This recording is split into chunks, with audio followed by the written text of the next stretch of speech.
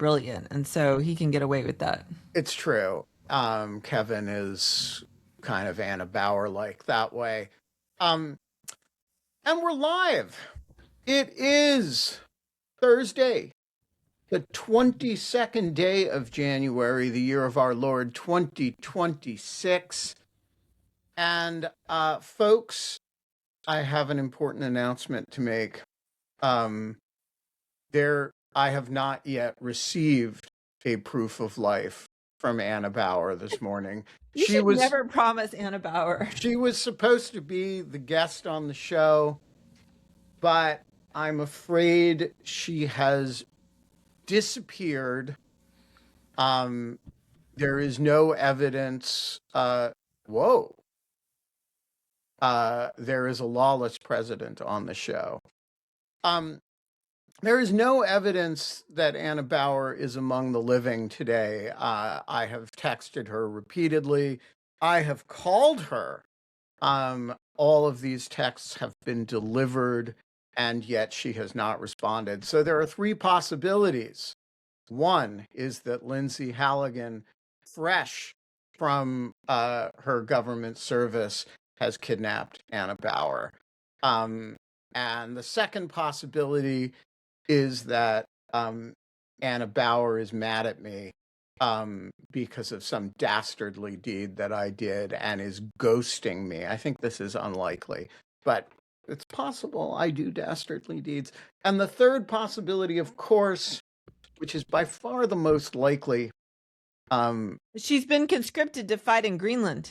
She may be conscripted to fight in Greenland. I was going to say that she's overslept, which is a shame if true. And yet, I think the preponderant likelihood.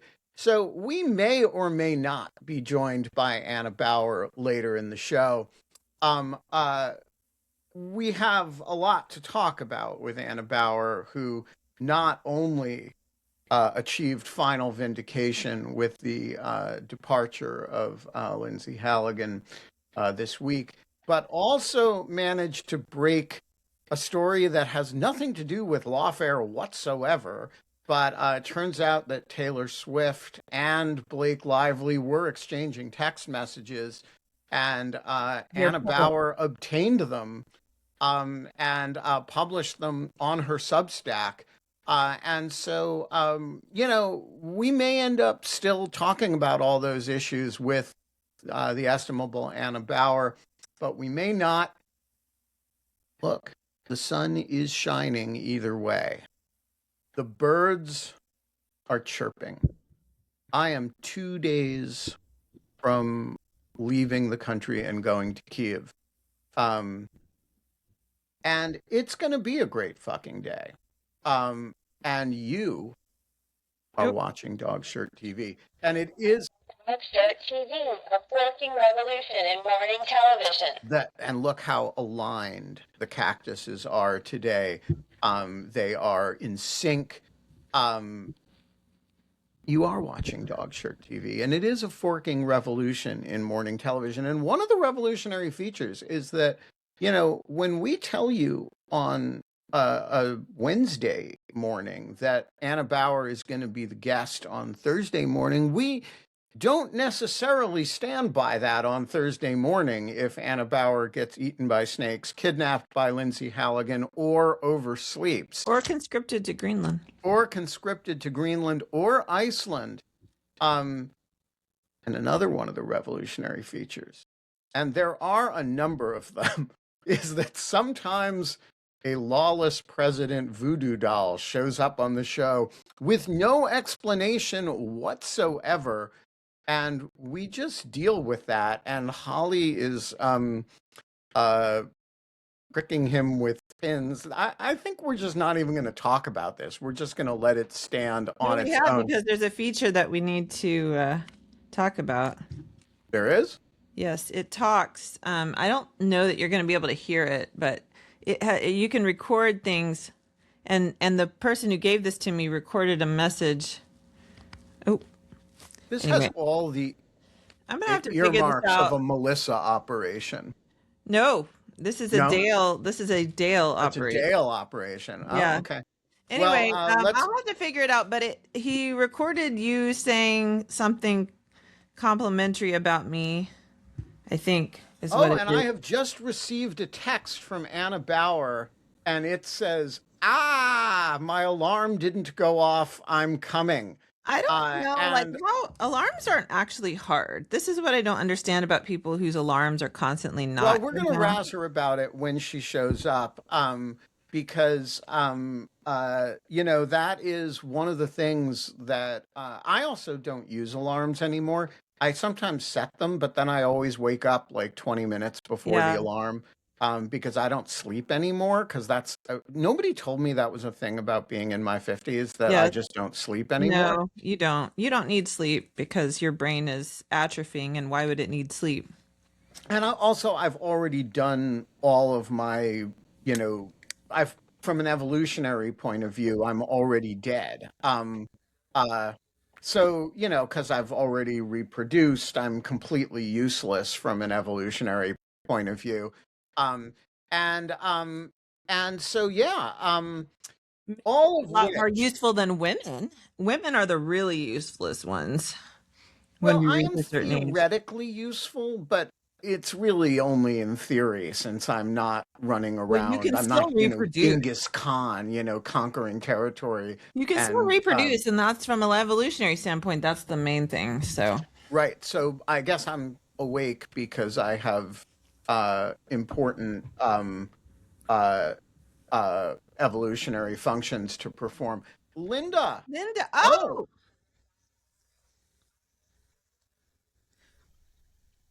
oh, well, I, this requires no explanation. Oh, Um, but I will point out this was from Trump round one. Great wall building for idiots, he's and forgotten about the a wall. dollar sign, and New York loves me. Push, yeah, whatever push, happened to the push to wall? inflate head. Done.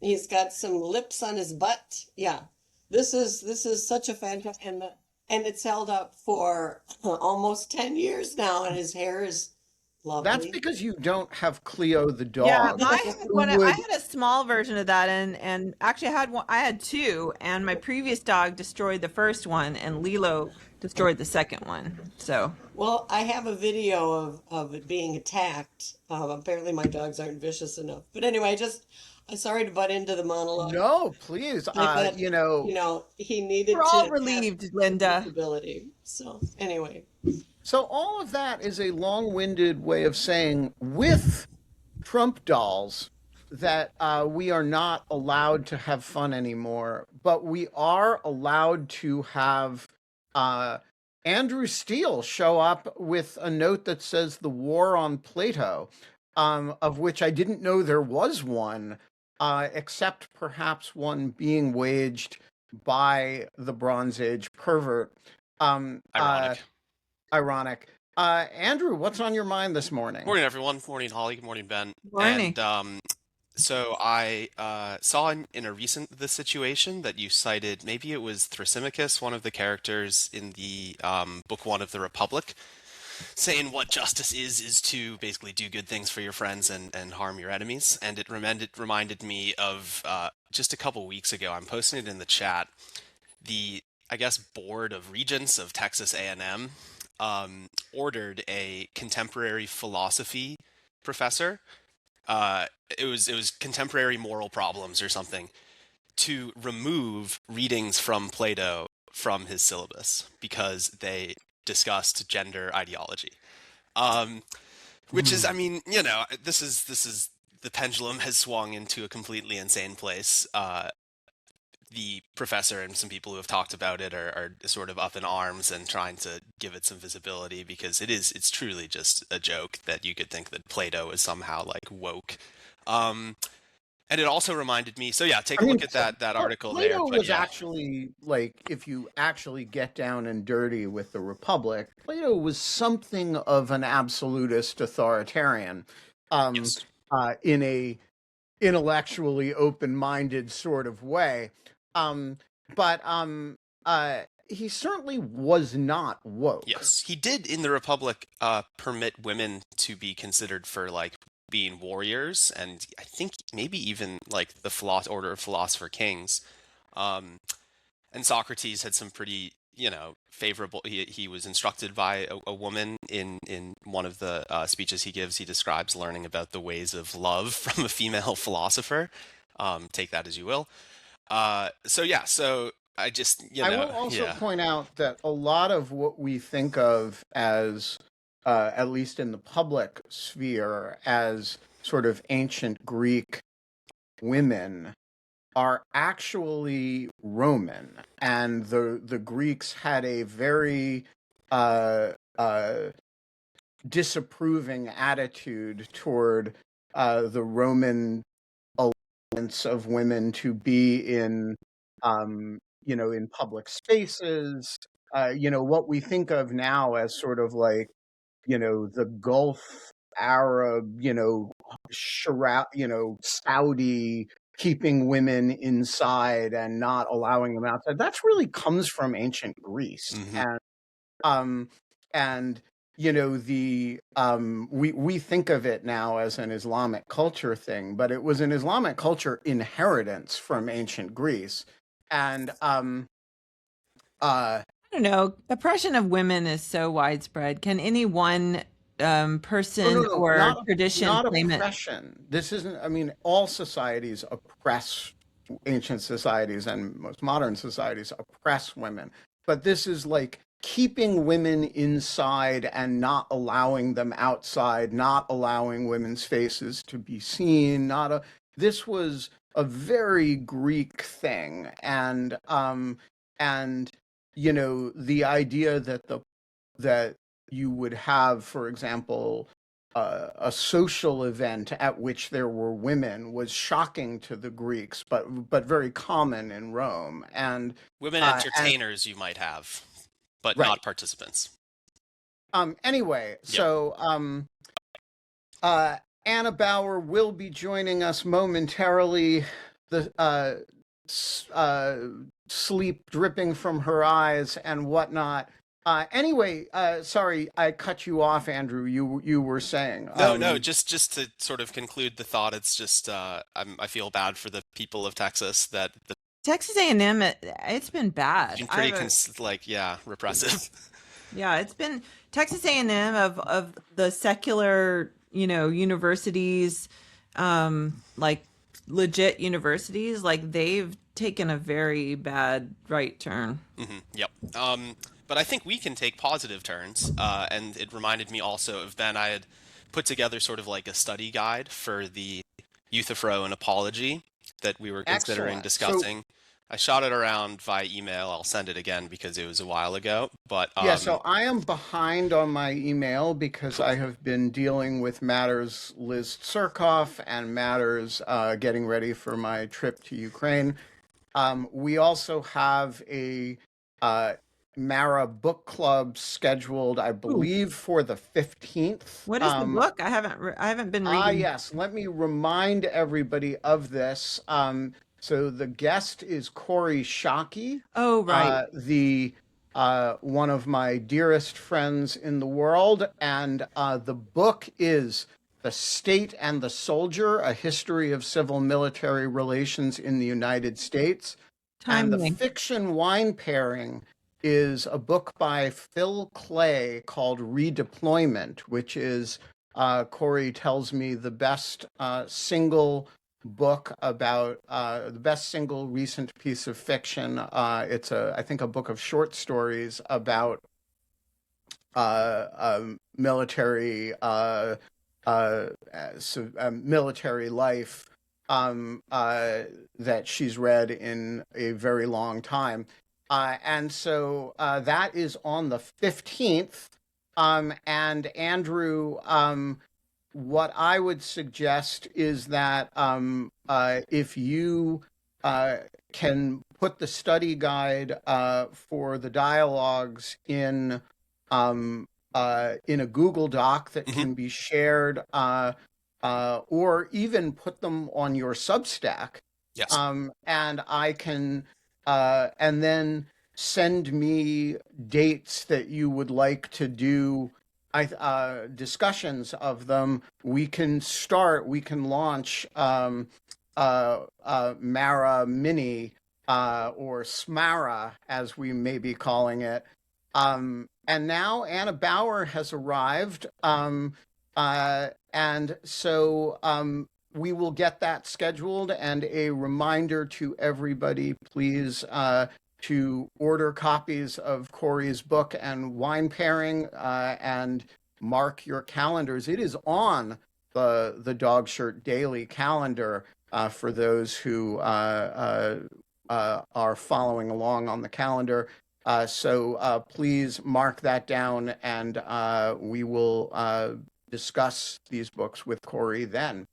And Great. Andrew, just email me with some dates that work for you, and I will make them work. Cool. Awesome.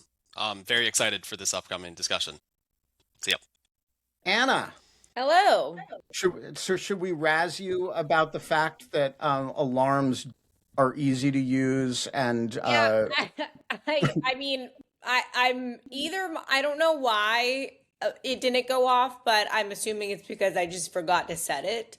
But yes, I come here bearing the unique shame of someone who's overslept and whose alarm did Is not it go off. unique because you've done it before? Yeah.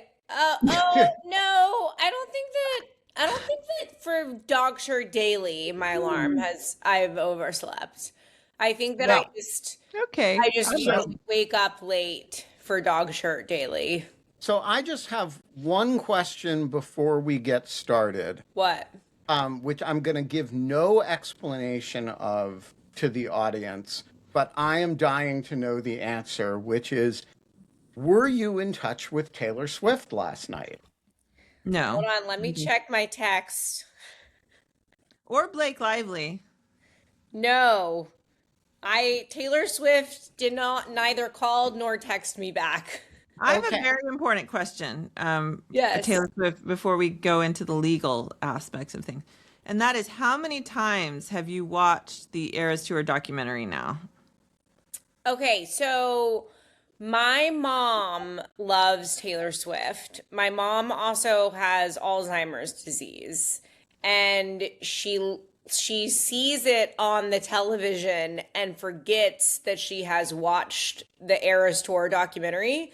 So therefore, over the Christmas break, I watched the Eras Tour documentary like 3 times all the way through with my mom. I've done that, and no one in my household has Alzheimer's. I've just done it because I just want to live in a world where someone competent and kind is in charge, you know? Yeah. Okay, so what did you think of the documentary? Because Well, I people watched have it so 3 many times. What do you think? Well, you really liked it, obviously, and I really liked it too. I will say I wish that it had more Taylor in it. Like I liked the dancer stories, but I personally felt like we needed more Taylor. I thought that was a sweet thing about it. I loved hearing. I mean, and it was a testament to her, you know, the Yes. fact that she highlighted so many other people. I also Anyway, loved it. love some of those like I love Cam. He's my favorite. Every- All Yeah. right, wait, but we have business we have to attend to, Yeah. which is that I think if we do not have a live text exchange with Lindsey Halligan, Did you try to text her? well, no, I just think we need to have one on the show. Oh, And yes. I think you should text Text her right Anna, now. Anna, I think you should text Lindsey Halligan, just checking in, making sure you're okay. If you want to talk about it, we're live on Dog Shirt TV. Please join us. I think that I should not do that. But if you would like to call her, you have her number, you go right ahead. I do, but she and I don't have a relationship. Whereas she and you clearly have a bond. Is she a Swiftie? I bet she's a Swiftie. Just text her some random Taylor Swift lyrics and see what happens. Look what you made me do. Yeah. Oh gosh.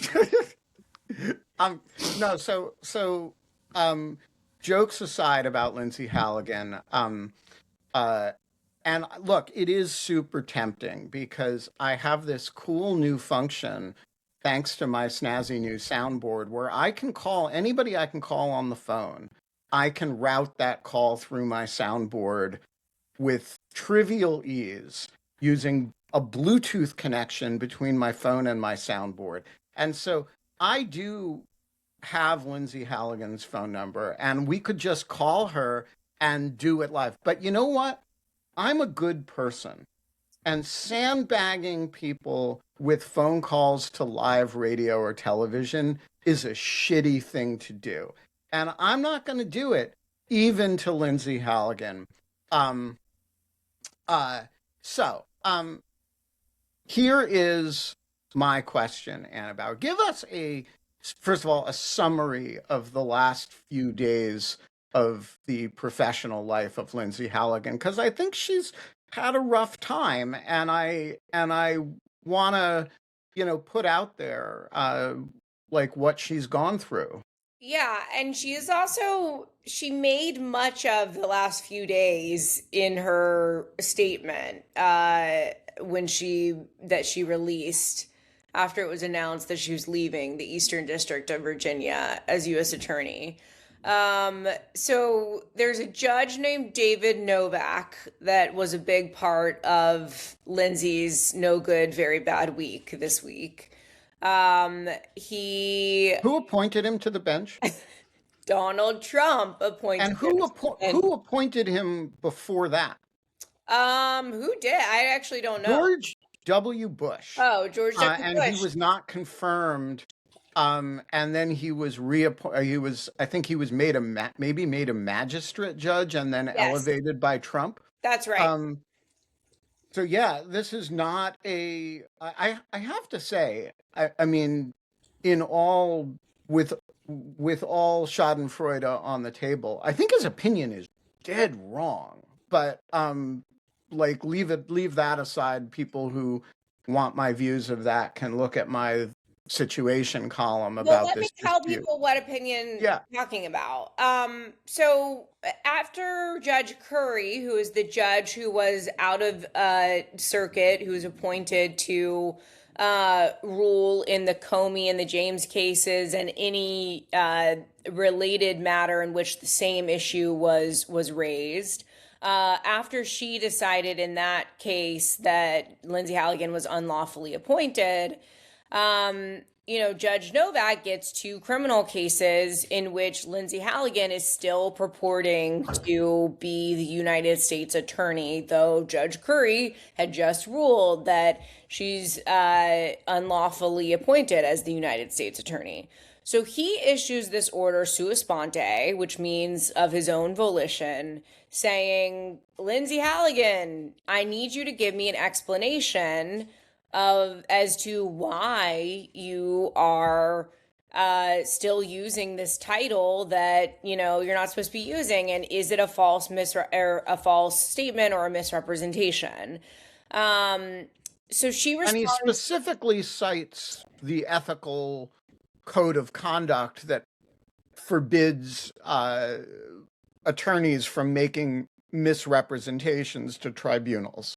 Yeah, so she responds and says in a filing that has like the most vitriol, says, myself.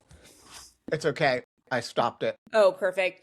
In a filing that I've never seen anything like it. It has, like just the most vitriol of any. It's just dripping with acid. It is like directly antagonizing the judge. It's also signed by, I think it was Blanche and one other person. Is that right, Ben? Bonnie. It's signed by Lindsey Bonnie Halligan. It's signed by the putative U.S. attorney, the Deputy Attorney General, the Attorney General of the United States, and 2 really unfortunate AUSAs. Yeah, and I mean it's actually like they in the brief, they actually have a pretty plausible legal argument because, typically district court judge opinions aren't binding on other district court judge opinions within the district. They have, these arguments that they can make, whatever, but they kind of just like really go after this judge and make it out like he's abusing his power, all this stuff. So the judge, putting their, legal arguments aside, comes out this week and says, like, I'm gonna ignore all the mean things that you said to me, and I'm gonna tell you that I'm striking your use of the U.S. Attorney title from these indictments, and you better not use that title again, or else I'm going to refer you for attorney discipline for making misrepresentations to the court. And Lindsey gets really upset about this, and you can tell she gets upset about this because she devotes like a whole paragraph in her statement following her resignation or leaving of the U.S. Attorney's Office to basically talking about Judge Novak putting her through this difficult situation of being mean to her. Yeah. So how do you read her? I mean, her response, which I assume was at least cleared with the Deputy Attorney General's office, was, first of all, I thought right on important points of the law, and secondly, the single most inappropriate filing I've ever seen by a government lawyer. Just in terms of the appropriate tone to take toward a federal judge. That said, rather to my surprise, Judge Novak's this actually did drive her from office. And it wasn't just that, it was also that the court as an institution 2 or 3 days ago said, hey, it's January 20th, that's 120 days from your appointment. We're now interviewing other people for the job. The district court's like, we're seeing other people now. You can whether you call yourself U.S. attorney or not, it's an open marriage. Yeah, and they publicly, they publicly posted a statement soliciting applications from Have people. you considered applying? Me? Because I think it would be hilarious if the district court appointed you. Many people have tweeted at me the joke of that I should apply, but personally, I think that the next U.S. attorney in the Eastern District of Virginia should continue the tradition of former South Beach Tow reality show stars. So therefore, I would like to nominate Bernice of She's South not a Beach lawyer. Tow.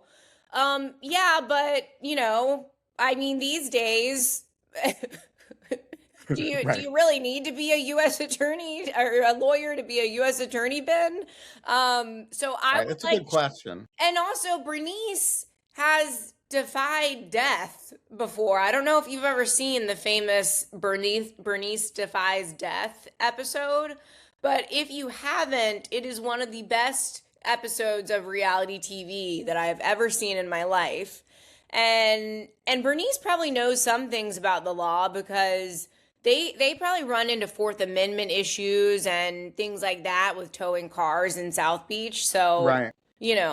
See, these are the questions that if we did have Lindsey Halligan on the show right now, if we were bad people and we just called her up and Bluetoothed her into the show, we could ask her whether there's going to be a second season of South Beach Tow now that she's got all this time on her hands. My big question is she going to go back to to censoring the Smithsonian? Like, is that going to be her thing again? Right. So, what is she going to do now? Is she going to go back to the White House? So Alina Habba, the president and Pam Bondi took care of, right? they made her, special counsel to the Attorney General for U.S. attorneys, which is a position that doesn't exist. But okay, she's got presumably a salary and a no work job at the Justice Department. But what do we know about Lindsey Halligan's fate right now? Like, it seems like she, did yeoman service for the president, indicted two of his political enemies that he couldn't get anybody else to bring cases against. And now she's going to be left out of the cold, unemployed and destitute. What do we know about what she's up to? Well, I don't think that we know, but speaking of being left out in the cold, what if she gets sent to Minnesota to do political prosecutions in Minnesota? Right. They probably are going to need someone there soon, because I'm hearing that there have been some people that quit recently. Well, and there's also this, new grand jury down in South Florida that's focused on the grand jury, grand conspiracy thing. And she has shown she does have a unique bit of experience, which no other federal prosecutor that I know of has, which is she has not once, not twice, but like a lot of times, personally walked into a grand jury and asked for completely frivolous indictments against the president's political enemies based on conspiracy theories. And there aren't actually a lot of federal prosecutors who've done that. And so I want to say to Jason Redding Quinones, who's the U.S. attorney in Florida and who's supervising the grand conspiracy grand jury, that, she's available, and this is a matter about which she has some unusual expertise. Well, and also to be real for a second, she has actually appeared in court in the Southern District of Florida before. It's true. She was, on Trump's defense team. I don't recall an occasion in which she ever had a speaking role while throughout the duration of any of those cases in the Southern District of Florida, but she did file the special master, the appointment of a special master suit in Fort Pierce, I believe. So she has filed papers and has appeared in court in the Southern District of Florida, which is a step up from her experience in the Eastern District of Virginia. But you haven't heard from her about what I'm worried about her. I mean, and I think. Well, why don't you call her, Ben? All right, I'm gonna text her. Signal. Let me find Lindsey Halligan.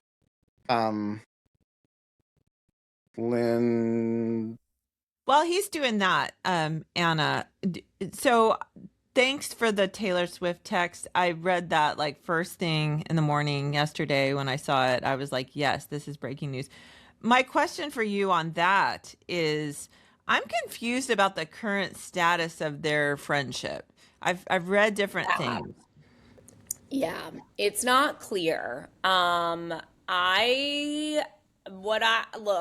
keep up with the celebrity gossip. I have not verified any of this information. I am speaking these words as a person who reads gossip magazines and tabloids and sites and all of that. And so I'm not speaking about this as a journalist. But Taylor Swift journalist. Okay. I'm not a Taylor Swift journalist. But what I gather is that something about their relationship got strained, and you can actually see that in the text messages. Yeah. Because they have this like interesting exchange where Blake Lively is like, has something changed between us? And Taylor Swift says, it's all fine, and it seems like it gets resolved, to be honest. Yeah. But it still can change the tenor of things. Yeah, so. right, exactly. And now my understanding is that Taylor was unhappy, according to these reports, that she ended up getting pulled into this lawsuit.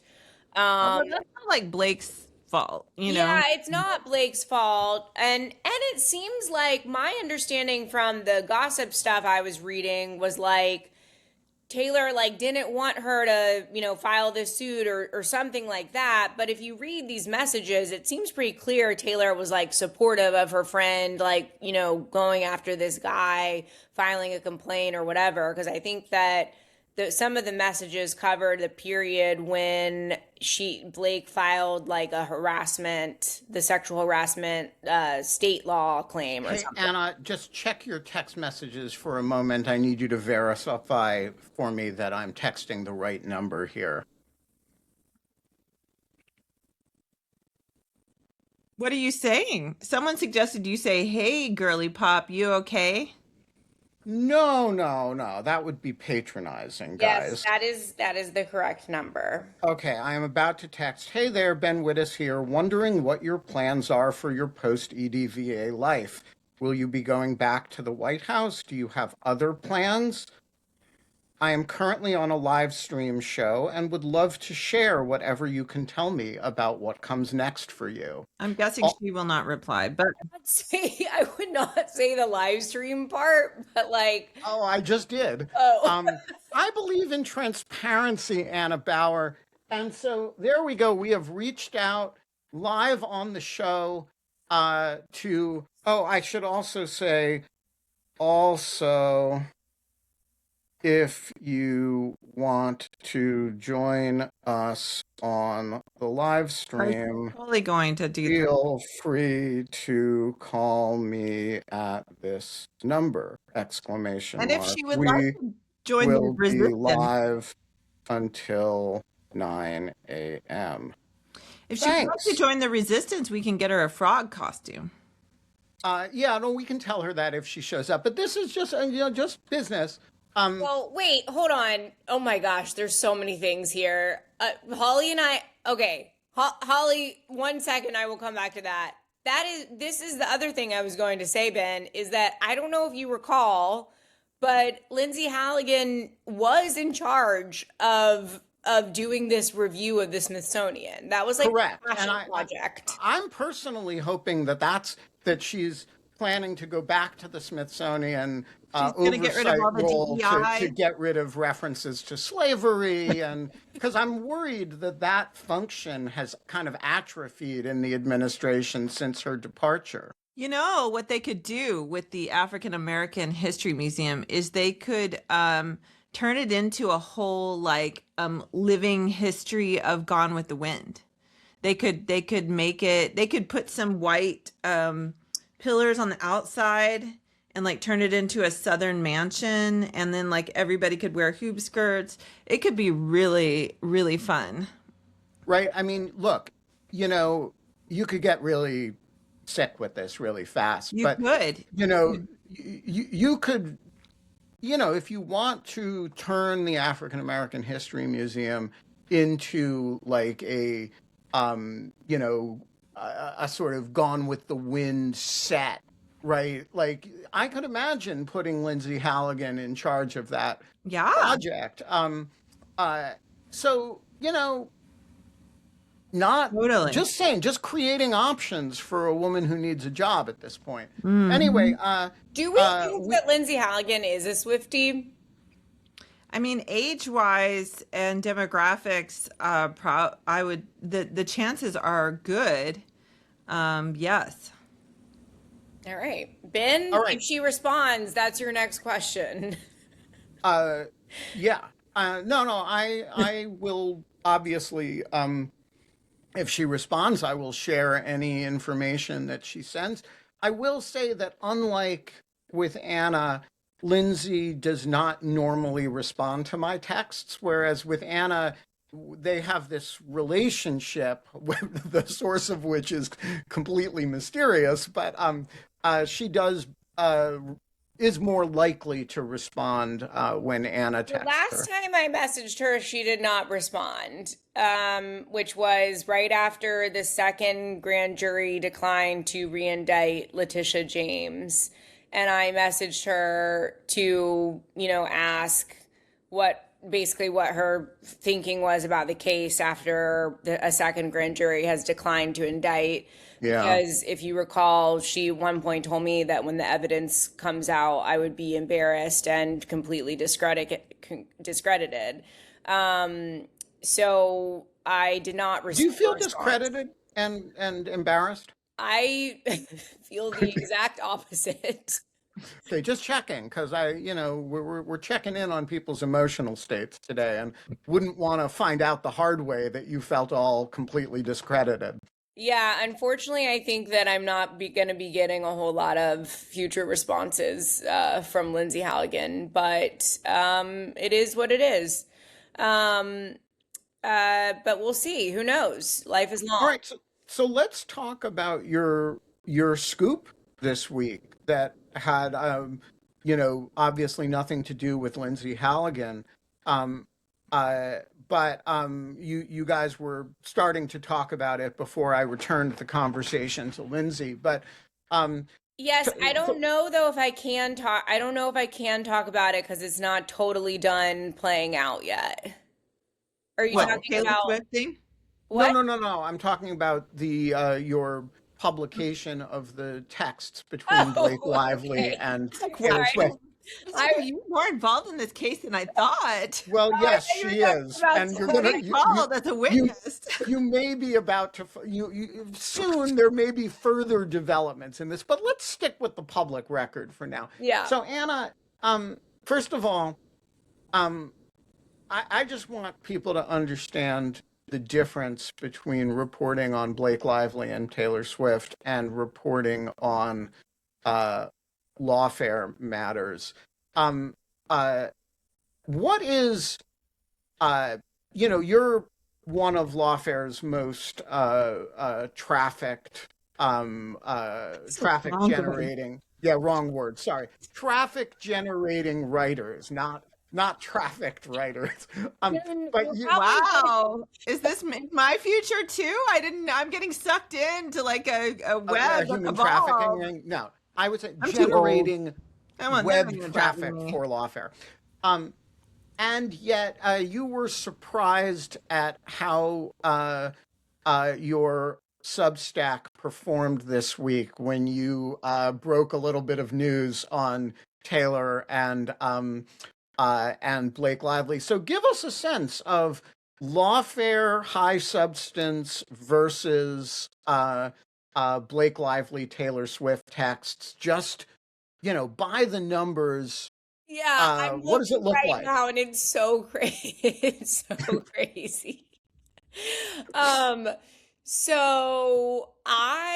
all right, my Substack, I only occasionally post things on it. So I do gotta say that this is like maybe not the best metric in terms of comparing like Lawfare's traffic to, But like, how many you know, subscribers do you have on the I Substack? only have on my Substack like 1,500 subscribers, right? Okay, so it's a So small Substack. small It's Substack. not like a giant one like Heather Cox Richardson or Dogshirt Daily. No, and I See what only I did there? occasionally post on it. It's kind of where I put extra stuff or stuff that like if I'm up in, at 1 a.m. and I just want to randomly write something and I don't want to wake Tyler McBrien up to post it on Lawfare, then it's like sometimes like that little thing will go on my Substack or something, So it's kind of just my random spot to put things that maybe, whatever. And sometimes there are scoops on there. Like when we scooped the Dan Richmond civil suit, that is my article with the most views, and it is titled "The Civil Suit That Could Derail the Comey Prosecution Again."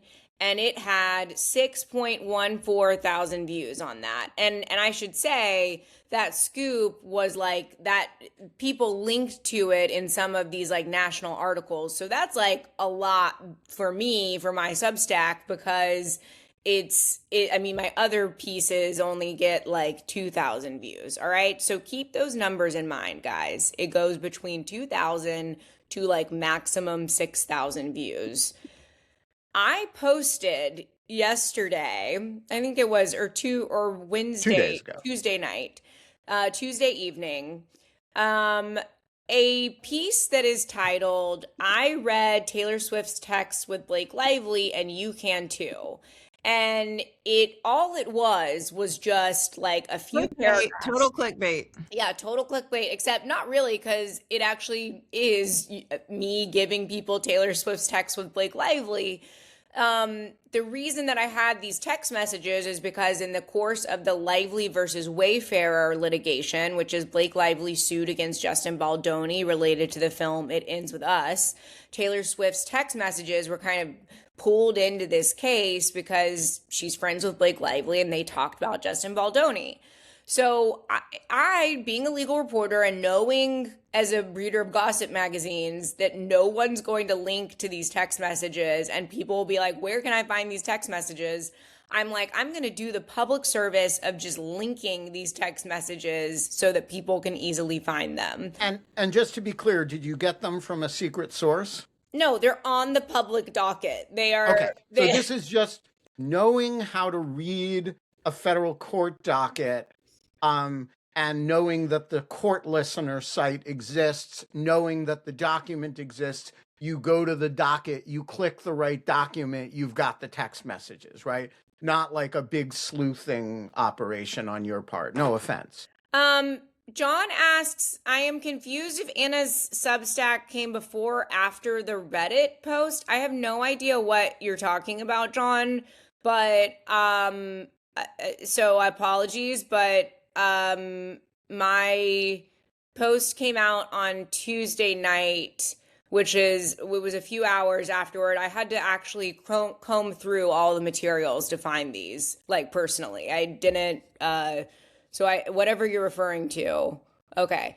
You're going to find the timestamp. There you go.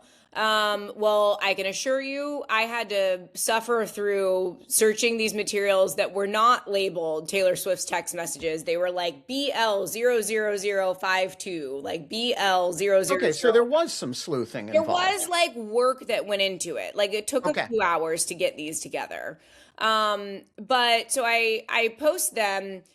Keep in mind, Ben, maximum 6,000 views on my other Substack post. Do you want to guess how many views this post got? Well, I should not guess because I know the answer as of yesterday evening. All right, I think 20,000. So here are some Greek chorus guesses. 20,000. We're gonna go well north of Jeff's and Holly's guess here.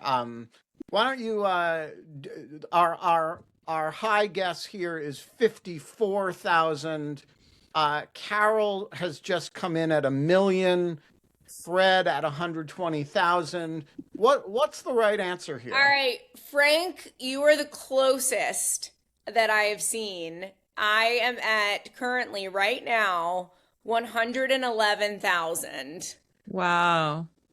So this is on a Substack with 1,500 subscribers, which is like, that's overperforming your polls there. Well, you probably posted it on your social medias though, which are obviously you have a lot of followers on the. Yes, it did. It's interesting. Actually, the metrics on the social media is very interesting because on Blue Sky, which is actually where I usually get more engagement for my content that is about my normal journalistic work, there were people, it only got like 200, likes or engagements or whatever.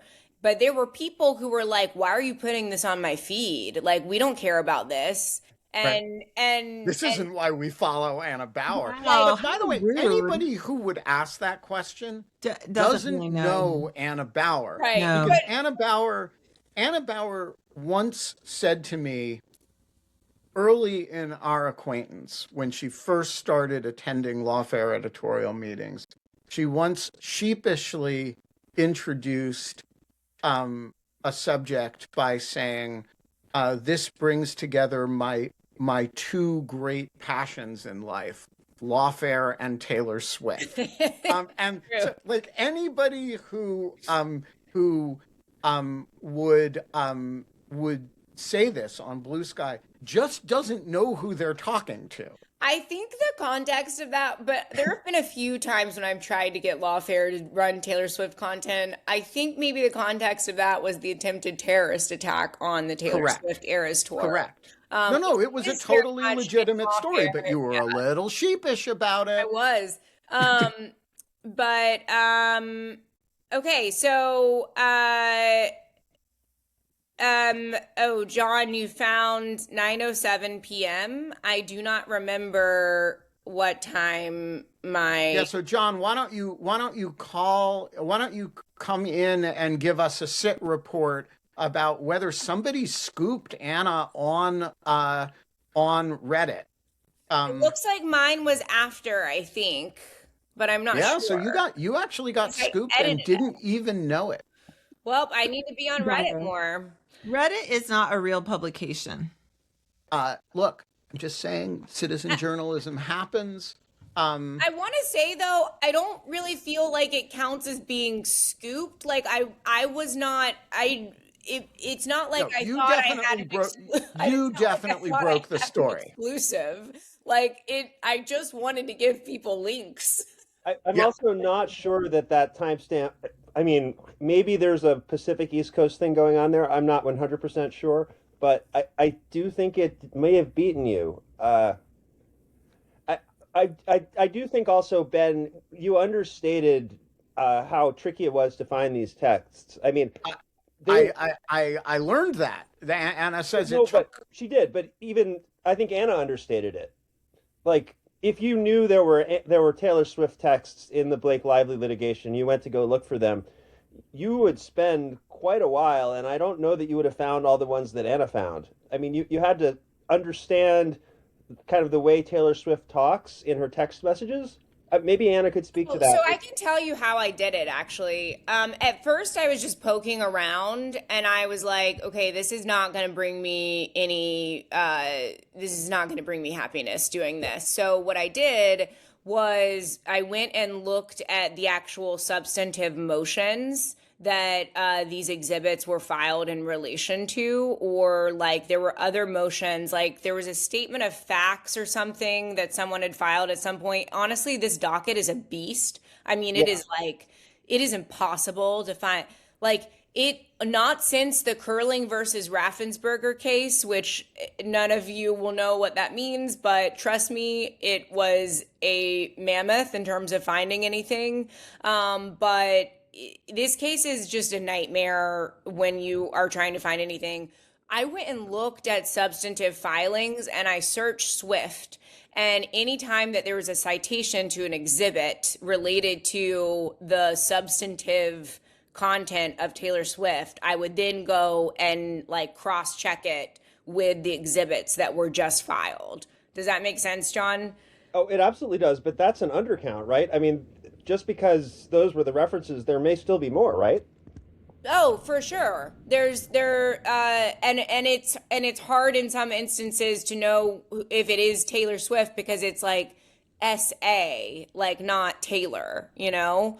Like So it that'll looks be like the it's up to acronym. 1255 docket entries. I tried to follow what was going on in this litigation. Just, I mean, I listen to Taylor Swift, but I'm not I wouldn't say I'm a rabid fan or anything. And I found it incomprehensible, or at least I wasn't willing to spend the hours required. Yeah. Okay. Dan says the Taylor Blake texts were covered on TMZ. Yes, these text messages, I want to be clear, were covered by many, many outlets. Anna The gave you the reason, raw data. yeah, the reason why people are reading this Substack piece in particular is because I knew from reading gossip sites they were just going to do excerpts of it as opposed to actually giving you links to the documents. So I wanted to give people links to the actual, like, the data, you know? So what do Speaking you of think, links, Anna? Are you gonna like switch careers now, abandon lawfare, and be like TMZ She Raw? should. There's a Like lot more money in the that. like.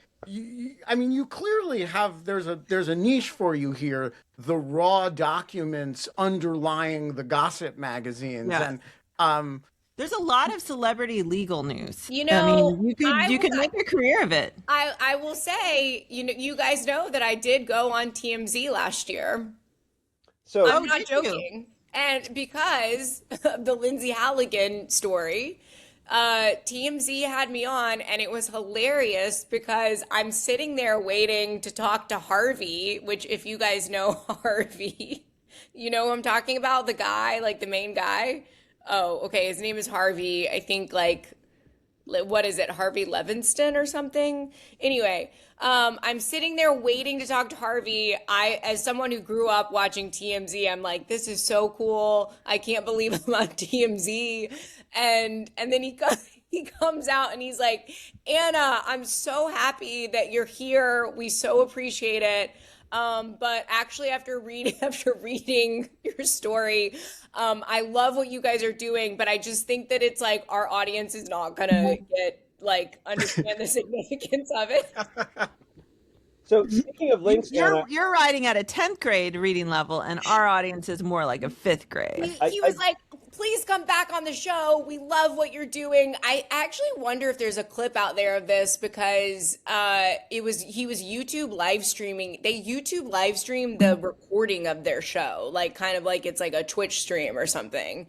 that's But awesome. You need to get that like booted from TMZ for being for being too sophisticated. so But Anna, it's actually interesting too because he was like, and also, you know, like we do get outreach from prosecutors all the time, and I'm like this, like I don't know, so it was interesting, but yeah, I do need to find the booted from TMZ clip. so All Anna, right. I wanted to confirm. Did you check the URLs in the text messages? Because I Some didn't feel of, like OCRing them, and they were really long. But I wonder if any of them are still alive. Hold so that thought. yeah, save that thought. John, there might something Okay. tangent, like related to that, might be an interesting thing, but I can't say more. All right, we have 3 minutes left, and I want to return the subject to Lindsey Halligan, who let me check whether she's responded to. No response from Lindsey Halligan. Shocking. My It's feelings are really hurt. shocking. My question for you is: are the disappearing messages set in the conversation with you? Yeah, my disappearing messages are default set to a week. Oh, so it's which your disappear. Okay, all which right. is why I had to check with you that this was actually her because that was the right phone number because it didn't have my previous. I was going to say exchange with her, except it was a little bit of a one-way exchange. Um, yeah. So, Lindsey, if you're listening, we want to hear from you. We're concerned. We wanna know that you're okay and that your career is going to be all right. And we want to know whether you're still predicting that when all the evidence is out, Anna is going to be completely discredited because right now she's not looking so discredited. She's looking kind of cheerful and you're unemployed. So we want to check out whether you're standing by your prior text messages. Holly, Anna, you guys get the last word. Oh, Anna, I think that this celebrity lawfare is I mean, you could, if you wanted to, I mean, you could just go into celebrity law and maybe one day you could represent Taylor Swift. Oh my I gosh. mean, why not? Don't tempt her with a good time. You are a Harvard law graduate. You are an accomplished person, and you're a rabid Swiftie. I mean, she could do much worse. I'm just saying. I mean, Yeah, you draw a cat eye sharp enough to kill a man. thank you, Holly. I even know that reference. Yeah, Ben, I can't believe that you remember that reference. I know that reference because I have We've done talked it on the show before. with Catherine Pompilio about doing a Get Ready With Me video in which I do a cat eye sharp enough to kill a man. And The question is, if you do a cat eye on a man, will it kill that man? well, we're going to find out because this may be the next Get Ready With Me video. I think it has to Folks, be. we got to leave it there. We're going to be back tomorrow. I have many ideas about what's going to happen on the show tomorrow. One of them may be that Alicia Wanless and Ev Gaman come on to talk about Mark Carney's speech. Oh, yeah. We have a great Canadian delegation on Dog Shirt TV. We want to talk about that. Another one, we ran an awesome piece about the grand conspiracy in by the estimable Molly Roberts. And by the way, the grand conspiracy is like totally menacing, but it's also funny as shit.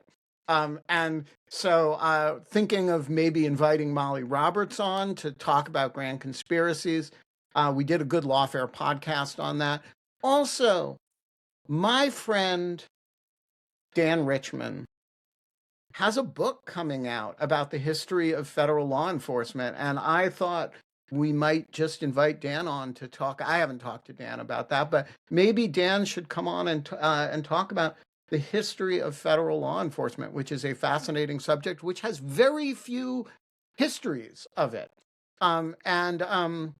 My question is, by the time you have Dan on to talk about his book, will the government have complied with the order to return his property?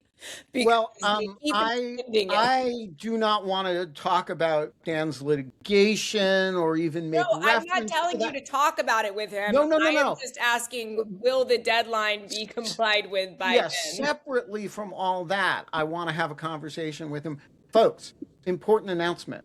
There will be no show on Monday because I will have just arrived in Kiev, assuming all my flights are on time and the train is on time.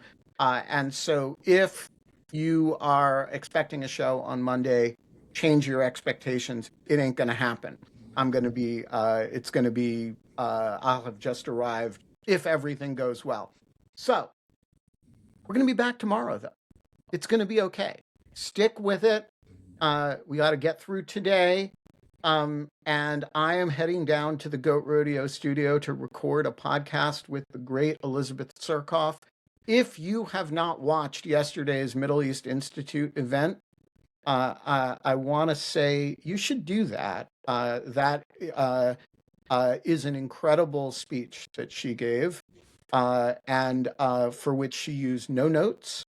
And if I wish for you that you never get captured and tortured by terrorists, but if you do, I wish for you that you are capable of engaging in a real-time sociological study of the people who are holding you and coming away from it with fully formed, it's like they kidnapped a think tank that studied them. And it is an amazing presentation, complete with fabulous questions from Charles Lister, who is an amazing Syria scholar at MEI, and a modest contribution from me. And I really commend it to you all. We're going to be back tomorrow. As I just explained, I don't know who the co-hosts are going to be yet. I don't know who the guests are going to be yet, but I know that you will be there and I will be there and Anna will sleep straight through it. And tomorrow that will be okay.